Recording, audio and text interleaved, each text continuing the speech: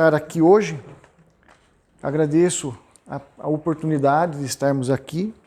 Agradeço a presença de todos vocês, a toda a equipe espiritual, toda a equipe que trabalha, porque para nós é muito gratificante poder falar um pouquinho de Jesus, falar um pouquinho dos ensinamentos dele.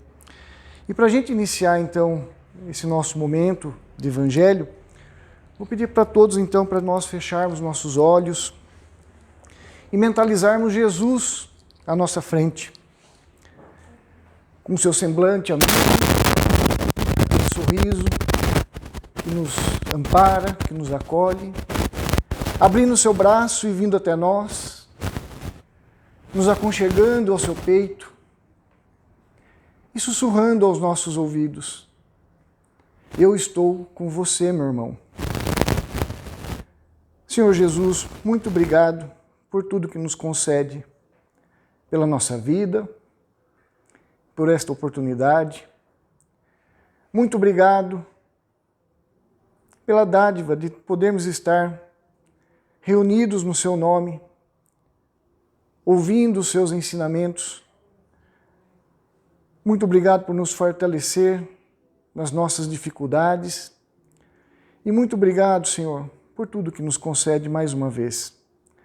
Agradecido por esta oportunidade, por este banquete espiritual, damos por iniciado o nosso Evangelho da noite. Muita paz a todos. O tema que nós vamos falar hoje é a missão do homem inteligente na Terra. Mas antes de começar sobre o Evangelho, eu queria falar de algumas datas importantes do mês de janeiro para a doutrina espírita. Dia 21 de janeiro, recente agora, de 1883, há 143 anos, desencarnava Gabi, esposa de Allan Kardec. Infelizmente a gente não se lembra muito dela, né? A gente fala muito de Kardec, fala muito de Chico, e a gente se esquece da esposa de Kardec, que foi uma personagem importantíssima para a doutrina espírita. Sem o apoio dela, Kardec talvez não tivesse chegado onde chegou. Uma mulher forte, guerreira, e que foi uma companheira fiel de Kardec. Porque para nós que conhecemos um pouquinho da vida de Kardec, da sua história, a gente sabe que ele foi traído, ele foi muito testado na sua época, de toda forma possível. E com toda certeza era no aconchego do lar, junto com Gabi, que ele se recompunha a sua energia para continuar preparando toda essa obra que hoje nós pegamos aqui tudo pronto. Então, gostaria de deixar a lembrança dessa data de 21 de janeiro de Gabi, o desencarne de Gabi. No dia 15 de janeiro também, de 1861, foi publicado o Livro dos Médiuns. A gente fala muito do Livro dos Espíritos, sabe até de cor, né? 18 de abril de 1857. E o Livro dos Médiuns? Importantíssimo para a nossa doutrina. Livro dos Espíritos, toda a parte filosófica da doutrina está ali. Livro dos Médiuns, toda a parte científica. É ali que Kardec compila a parte prática do Espiritismo. É um livro extremamente importante, a gente acaba às vezes não ouvindo tanto dele. Então, 165 anos do Livro dos Espíritos, do Livro dos Médiuns. E para finalizar a questão das datas, dia 6 de janeiro de 1868, 158 anos atrás, a Gênese, também publicada por Allan Kardec. Então, dois livros aqui importantes do Pentateuco, né, da codificação kardeciana, lançados no mês de janeiro. E a gente quase não ouve falar, né? E eu acho que quanto mais a gente tem contato com a história, mais a gente sente esse desejo da nossa transformação. Quanto mais a gente conhece tudo o que Kardec passou, tudo que ele sofreu, tudo que ele vivenciou, mais a gente vê que nós temos que fazer por jus, né? Valer a pena todo o seu esforço. Assim como Jesus. A gente já parou para pensar o sofrimento de Jesus, o que ele passou para ele deixar para nós tudo mastigadinho, tudo de uma forma simples. Os ensinamentos de Jesus são simples. Nós que gostamos de complicar, nós que gostamos de enfeitar a situação e complicamos. Mas é extremamente simples o ensinamento de Jesus. Amai uns aos outros. Então ele reduziu todas as leis, todos os profetas em dois, né? Amar a Deus e amar ao próximo. Só que é tão difícil amar o próximo, e aí a gente começa então, penso eu, a dificultar a situação para poder o quê? Justificar que a gente não consegue. Então a gente começa a colocar dificuldades. Ah, é muito difícil amar aquele meu chefe, né? Aquele meu irmão que está dentro da minha casa. E eu venho assim com minhas reflexões pensando o seguinte: nós, cristãos, sejamos espíritas ou não, né? Mas nós que estamos junto do Evangelho de Jesus, eu começo a entender que a gente tem que tirar a palavra difícil do nosso dicionário. Nós não podemos falar que é difícil, nós temos que falar que é desafiador. É desafiador amar aquele meu chefe. É desafiador compartilhar o meu lar com o meu irmão. É desafiador. Porque o desafio, esse joguinho de palavras aí, se a gente for pensar, ele é importante para a nossa mente, para o nosso pensamento e para o nosso sentimento. Porque quando eu falo difícil, pensem vocês na palavra difícil, vocês pronunciando algo que é difícil. É como se a gente colocasse um paredão intransponível à nossa frente. É difícil, não vou conseguir. Agora, se eu coloco desafiador, parece que me estimula, né? Eu vou pular isso aí. É um desafio que eu tenho. Eu vou vencer. Eu fico mais ou menos imaginando como se fosse um atleta olímpico, né? O atleta olímpico, se ele falar que é difícil conseguir a medalha, ele nem estaria lá naquele lugar. Agora, na mente dele, ele coloca que é desafiador. E qual que é o desafio? É ele se treinar. Acordar mais cedo para treinar, dormir talvez um pouquinho mais tarde, abrir mão de festa, abrir mão disso, daquilo, para quê? Para poder atingir o seu objetivo. É desafiador. Então vamos começar a pensar nisso, e quando vier a palavra difícil, principalmente nesse campo moral, nesse campo da gente desenvolver os sentimentos conforme o Evangelho nos recomenda, vamos tirar a palavra difícil e colocar desafiador. A gente vai ver que dá um novo ânimo no nosso coração, dá um novo desejo da gente realmente se esforçar. Porque Kardec, numa das questões, ele questiona os espíritos, né? Se nós conseguimos, pelos nossos esforços, vencer as nossas más tendências, as nossas más inclinações. E os espíritos colocam, são taxativos. Sim. E às vezes com poucos esforços. O que nos falta é a vontade. Então que nós possamos ter essa vontade, esse empenho, esse desejo de fazer jus tudo aquilo que Jesus passou. Então se a gente começar a pensar todo aquele sofrimento que ele teve para nos ensinar como devemos amar, a gente vai se sentir talvez até envergonhado quando a gente pensar que é difícil amar alguém, né? É desafiador, é um desafio. Ainda desafia o meu egoísmo, desafia as minhas imperfeições, mas não é difícil, é desafiador. E se a gente tiver vontade, a gente consegue. Vai ser fácil no estalar de dedo? Um passe de mágica? Às vezes eu brinco, né? Pegar a varinha lá da fada, a madrinha, bip de bop de bum, resolveu tudo? Não. A evolução nossa junto ao Evangelho é um processo. E processo o que é? Passo a passo, dia a dia. Queda a queda se levantando. Como a mensagem da noite, né? Missão do homem inteligente na Terra. Qual que é a missão? Porque vamos pensar, todos nós aqui temos a nossa inteligência. Todos nós somos inteligentes e todos nós conseguimos compreender o nosso papel.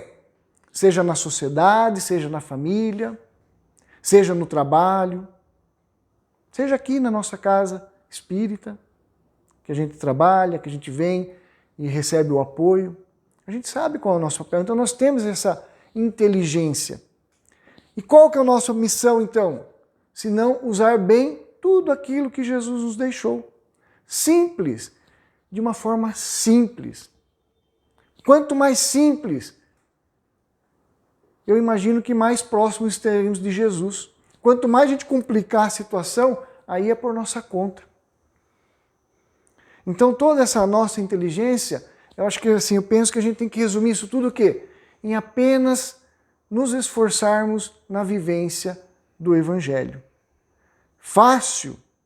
Não, Jesus em momento algum falou que ia ser fácil. Pelo menos eu não consegui chegar nessa parte ainda. Ler lá o Evangelho que ele deixou pelos evangelistas, ele falando que ia ser fácil. Eu não vi isso aí, só se eu pulei também, né? Posso ter passado despercebido. Mas eu não vejo que ele falou que ia ser fácil.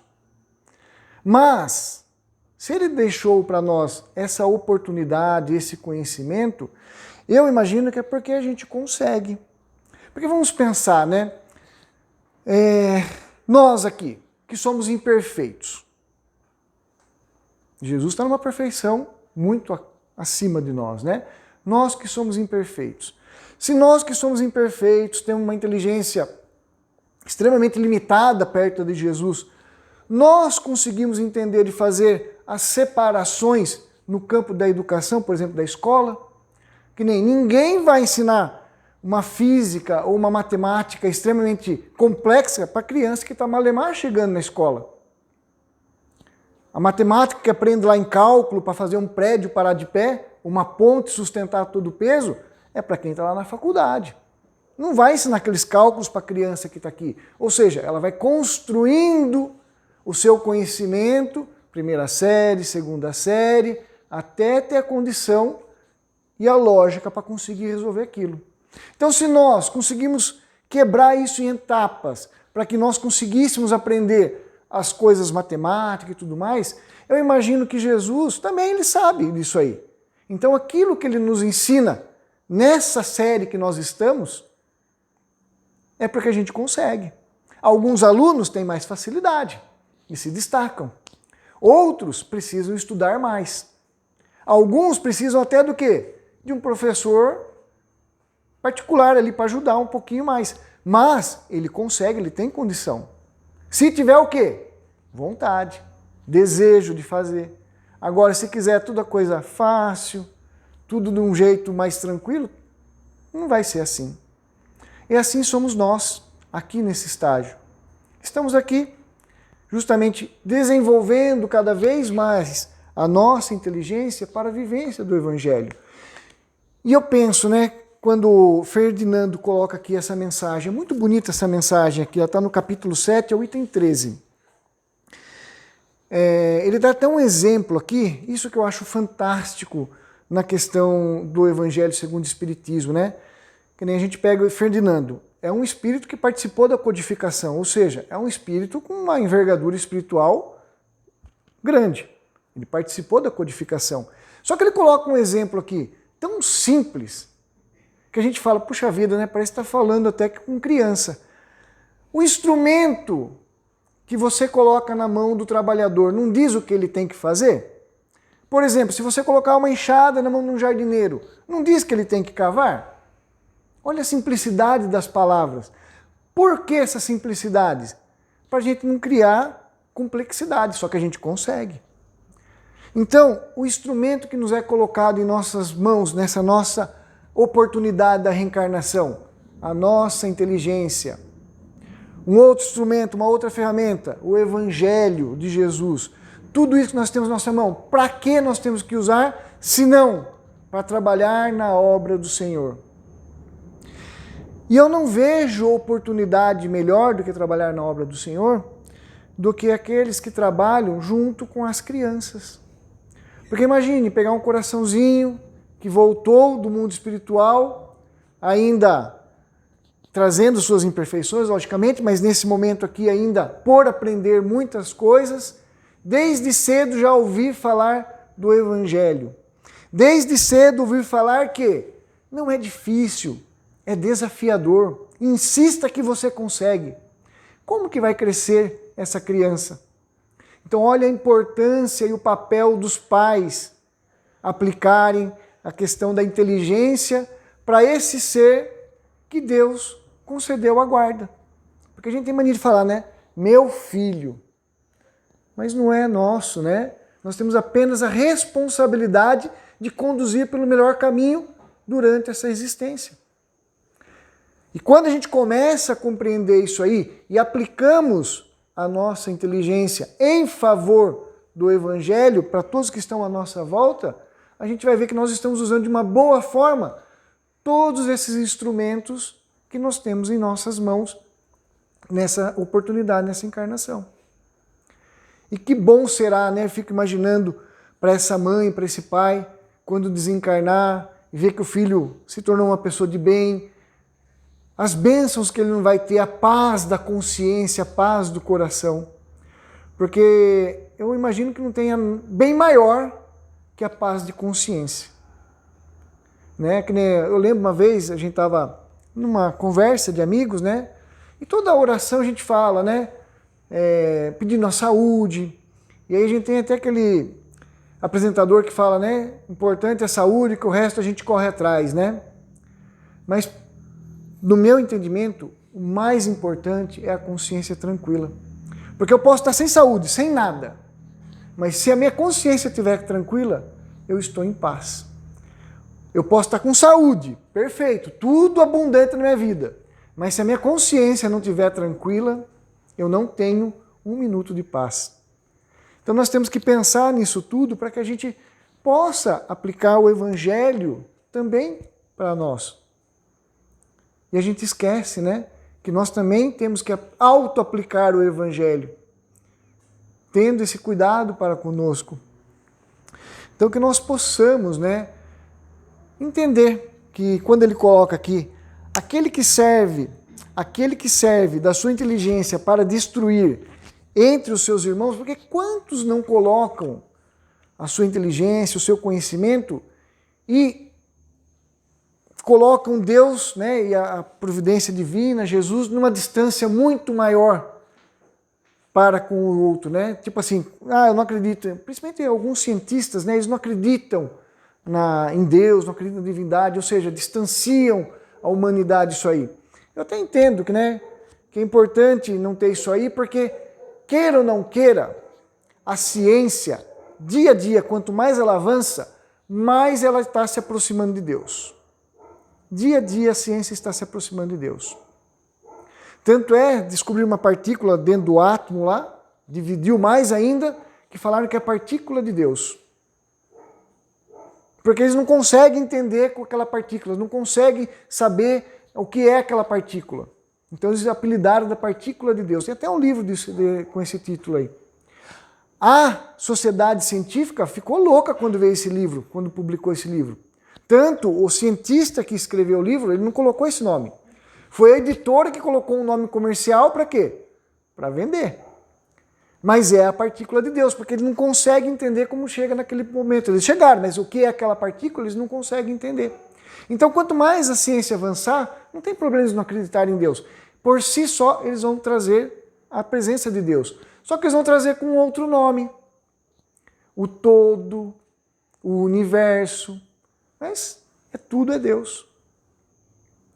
E para nós, que não precisamos, né, da ciência avançar para acreditarmos nisso tudo, eu fico imaginando aos passos à frente que nós estamos já. Que nem na noite de hoje, vamos pensar. Cidade de Itatiba, quantos mil habitantes tem? 120 mil mais ou menos? Quantos desses 120 mil habitantes estão tendo a oportunidade de ter um contato no Evangelho, numa reunião como essa hoje? Dos 120 mil, pouquíssimas pessoas. Quantas pessoas estão lá com o televisor ligado ou rodando, né, o feed do celular e vendo o quê? Notícias nada consoladoras, nada positivas, muito pelo contrário. Se ligando cada vez mais com o que é negativo. E a gente precisa entender também isso aqui, ó. A nossa mente é poderosíssima. A nossa mente é poderosíssima. Se nós lermos as obras de André Luiz, desde Nosso Lar, e todas elas em diante, a gente vai ver o tanto que eles nos orientam sobre a questão do pensamento. E a gente não se atenta a isso aí. O nosso pensamento é força criadora. Emmanuel tem um livro, Pensamento e Vida. É um livro de Emmanuel psicografado por Chico Xavier. E logo no comecinho, Emmanuel coloca, se não me engano até no prefácio, nós vivemos no mundo em que nós criamos com a nossa mente. Então, se o mundo que eu estou vivendo é um mundo de dor e sofrimento, é porque eu estou criando isso na minha mente. Se meu mundo é um mundo de paz, de harmonia, é porque eu estou criando isso na minha mente. Então a nossa mente é poderosíssima. Atrelar isso ao Evangelho nos potencializa a podermos vivenciar mais o Evangelho. Nos potencializa a não enxergar tudo de uma forma difícil. A enxergar tudo de uma forma, como uma pessoa sempre coloca, esqueci a palavrinha agora, de uma forma dramática. A gente gosta de dramatizar as coisas, né? Basta alguém colocar um problema que a gente já começa, né? Problema? Você não sabe o que é problema. Problema tem o eu, né? Até nos problemas a gente quer vencer. Até nos problemas de saúde a gente quer vencer. Tamanho é o nosso egoísmo de não ficar para trás. Nem nas coisas ruins a gente quer ficar para trás. Só que a gente se esquece que quando a gente pronuncia essas palavras, para eu pronunciar, seja qual for a palavra, eu primeiro tenho que fazer o quê? Eu tenho que pensar. E quando eu penso, eu gero o quê? Um sentimento. Quando eu gero um sentimento, eu começo a vibrar. Eu vibrei, o que eu estou fazendo com tudo que está ao meu redor? Atraindo. A ciência fala isso. Não fala de Deus, mas ela coloca exatamente isso. Pensei, senti, vibrei. Vibrei, estou atraindo. O nosso corpo é um campo eletromagnético. A gente atrai tudo o que está aqui e aqui. Por isso que a gente tem que ter muito cuidado.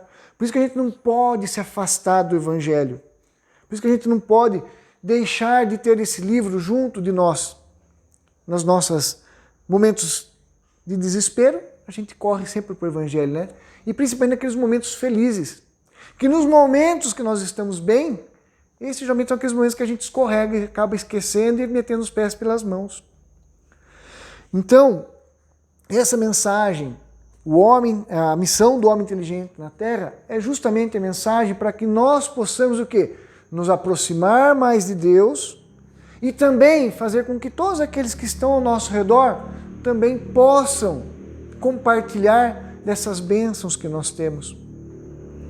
Porque, como eu falei, cidade de Itatiba, 120 mil habitantes, quantos estão tendo a bênção de ter uma noite como hoje? De poder depois receber um apoio espiritual, de um passe. E não é porque não são convidados são. Não é porque eles não têm oportunidade tem. É que outras coisas talvez sejam mais importantes nesse momento. Mas nós que já podemos entender isso, temos que agradecer. Agradecer e trazer para conosco, né? Lógico, sem fazer proselitismo, sem fazer nada disso, que o Espiritismo não é essa a função dele. Mas, dentro do nosso exemplo, principalmente, trazer as pessoas para junto do Evangelho. Porque o exemplo é a melhor. Eu posso até estar aqui, falar algumas coisas que façam vocês pensar, tudo mais. Mas, mais do que as palavras, o que vai realmente calar no coração de cada um? É o que eu faço, minhas atitudes. Chico Xavier. Que nem eu sempre brinquei, né? Se nós pegarmos cada página que Chico Xavier psicografou, com certeza todas aquelas páginas estão autenticadas no cartório divino. Porque o que Chico Xavier escreveu, ele fazia. O que Chico Xavier colocou lá, ele vivenciava. Agora, o que eu leio, o que eu falo, não se iludam, eu só falo. Porque eu também tenho uma luta íntima, grandíssima, para conseguir desvencilhar as minhas imperfeições.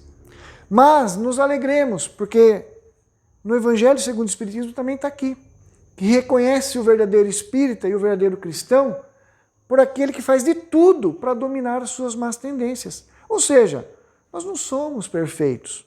Somos ainda espíritos em estágio evolutivo. Estamos aprendendo. Vamos errar? Vamos. Eu vou sair daqui e corro o risco de me estressar no trânsito? Corro. E é grande esse risco, não é pequeno não. Só que o que eu não posso? Não tenho jeito mesmo. Eu abandono e deixo a vida me levar. É isso que a gente não pode. É ser espírita, ser cristão, é o que é? É entender que o caminho é Jesus. E aí, colocar todo o empenho, mesmo que eu erre, eu vou errar. Eu vou fechar alguém, se não for hoje, com certeza amanhã, até domingo não passa, que eu vou me estressar no trânsito. Ou que eu vou ter um problema em casa. Ou que eu vou ter alguma coisa no meu trabalho. Mas o que eu não posso é simplesmente largar a mão de tudo, né? Falar, não, eu não consigo. Isso é muito difícil. Então, quando vier esse pensamento, vamos lembrar, isso é desafiador, está me desafiando a ser melhor. E eu consigo, porque Jesus está comigo. E é isso que a gente não lembra, Jesus está com nós, nos dando força, nos apoiando, nos ajudando. É a gente que esquece, é a gente que não pede, é a gente que não vigia o nosso pensamento. Ele não nos orientou? Vigiai e orai. Vigia o pensamento. E se vê que está caindo nas tentações, caia de joelho e ore. Peça o alto amparo, que eu tenho certeza que vai vir. Quem de nós aqui nunca esteve num momento de aflição e não dobrou o joelho e fez uma oração sincera? E parece que naquele momento, mesmo que nada tenha sido resolvido, mas tudo se resolveu. Por quê? Porque o amparo está ali junto. Chico falava, né? Chico Xavier falava que os nossos problemas, se a gente não se importar com eles, não der essa importância que a gente dá, esse desespero que a gente fica, se a gente não ficar desse jeito, 50% do problema já está resolvido. Daí, como sempre tinha aquelas pessoas atrevidas, vamos colocar assim, né? Perguntou, mas Chico, e os outros 50%? Os outros 50% o tempo resolve. E assim é a nossa vida. Tem coisas que a gente vai resolver e tem que resolver. Tem coisas que eu tenho que resolver. Mas tem coisas que eu não vou conseguir resolver. E aí o que eu tenho que fazer? Simplesmente confiar. Usar a minha inteligência em favor do Evangelho e confiar. O Espiritismo não é a fé raciocinada? E o que é a fé raciocinada? Não é aquela fé cega. Creio porque tenho que crer. Não é isso. Eu creio porque eu sei o que é melhor para mim. E eu acho que já está meio caminhando para o final, né, Magda? Então, para a gente finalizar, eu acho que, acredito que todos vocês aqui, se não todos, mas eu acho que a maioria de vocês, assistiram aquela série The Chosen, não assistiram? Ainda está liberado, se não me engano, na Netflix e também, se não me engano, está na Prime também. Deve ter em algum outro lugar. Terceira temporada, capítulo 8º. Quem já assistiu, vale a pena assistir. Quem não assistiu, vale mais a pena assistir ainda. Nessa oitavo capítulo da terceira temporada, é aquele momento que Pedro está muito bravo com Jesus. Porque ele queria que Jesus fizesse alguma coisa que não fez. Eu não vou contar, senão vou estragar depois quando vocês forem assistir. Mas o que eu vou falar é para vocês se atentarem no ponto que eu vou falar. Pedro está muito bravo com Jesus. E estava um tempão formado para a chuva. E eles tinham que chegar na outra cidade. Eles podiam ir caminhando, que a volta ia ser grande, ou pegar e atravessar pelo lago, pela água. E eles falam, vamos pela água, vai ser muito mais rápido, né? A gente vai chegar lá antes da tempestade, senão a gente vai ficar a noite inteira andando. E os discípulos foram pelo barquinho. Jesus ficou em terra lá, para resolver algumas coisas dele ainda. No meio lá do trajeto, do percurso, aquela tempestade, eles com medo começam a ficar o quê? Desesperados. Quem de nós aqui nunca teve medo da situação, de uma situação vivenciada e não ficou desesperado? Né? E eles estavam lá no meio do mar desesperados. Por quê? Porque iam morrer. O barco podia virar e morrer. Né? Aquela água agitada, aquela tempestade e tudo mais. Aí, do nada, surge algo andando sobre as águas. E eles começam a ficar com medo. É um fantasma, o que vem vindo ali? E eles com medo, até que quando Jesus se aproxima um pouco mais, percebem que era o mestre que estava caminhando sobre as águas. E aí Pedro, naquela braveza dele, fala assim, mestre, é você? Sim, Pedro, sou eu. Se é você mesmo, me faça andar pelas águas.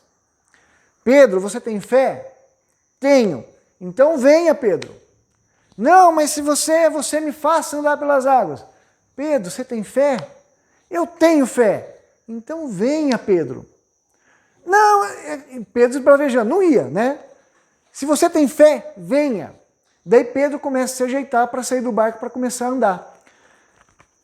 É esse ponto que eu queria chegar para vocês. Quem não prestou atenção, assista de novo. Jesus olha para Pedro e fala: Pedro, não tire os olhos de mim.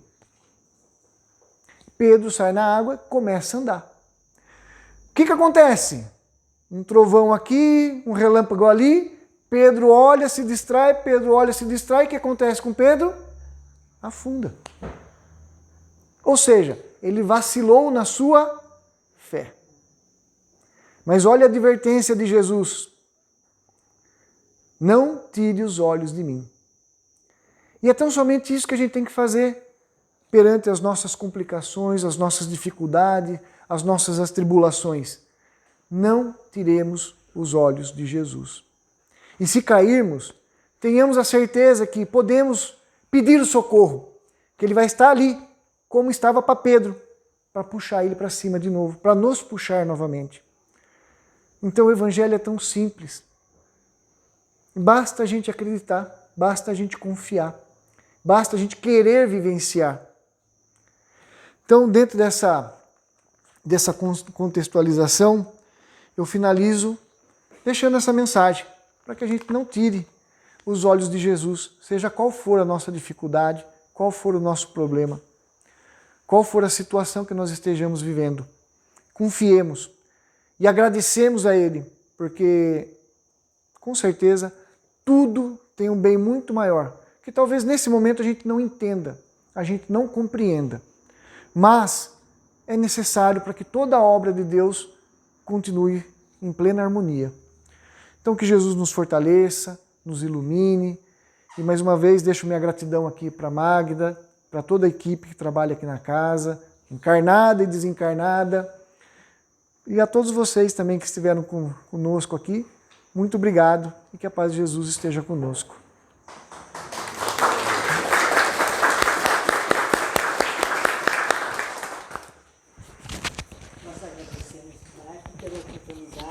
E eu que agradeço. E agora vocês aguardam um pouquinho que já vai começar o espaço.